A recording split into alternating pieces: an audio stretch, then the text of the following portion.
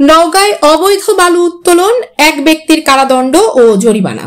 নওগাঁ প্রতিনিধি মোহাম্মদ একে নোমানের পাঠানো তথ্য ও ভিডিও চিত্রে দেখুন বিস্তারিত। নওগাঁর মান্দা উপজেলায় অবৈধভাবে বালু উত্তোলনের দায়ে এক ব্যক্তিকে ভ্রাম্যমাণ আদালতের মাধ্যমে 30 দিনের বিনাশ্রম কারাদণ্ড এবং 50,000 টাকা জরিমানা করা হয়েছে।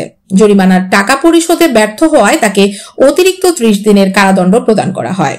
বুধবার বিকেল 4:30টার দিকে উপজেলার নুরুল্লাবাদ ইউনিয়নের কাদিরগঞ্জ এলাকায় এই অভিযান পরিচালনা করা হয়। মান্দা উপজেলা নির্বাহী কর্মকর্তা মোহাম্মদ শাহ আলম মিয়ার দিক নির্দেশনায় অভিযানে নেতৃত্ব দেন উপজেলা সহকারী কমিশনার ও নির্বাহী ম্যাজিস্ট্রেট শারমিন জাহান লুনা।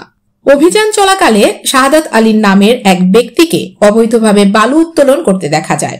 আইন লঙ্ঘনের অপরাধে মোবাইল কোর্টের মাধ্যমে তাকে 7 দিনের বিনাশ্রম কারাদণ্ড এবং 50,000 টাকা জরিমানা করা হয়। তবে জরিমানার অর্থ প্রদান না করায় আদালত তাকে 30 দিনের অতিরিক্ত কারাদণ্ড প্রদান করেন এবং তাকে জেল হাজতে প্রেরণ করা হয়।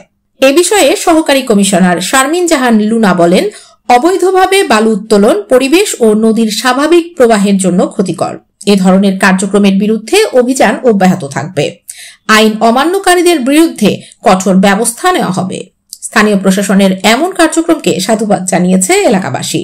তারা আশা করছে এ ধরনের অভিযান নিয়মিত চালালে পরিবেশ রক্ষার পাশাপাশি নদীর স্বাভাবিক প্রবাহ নিশ্চিত হবে।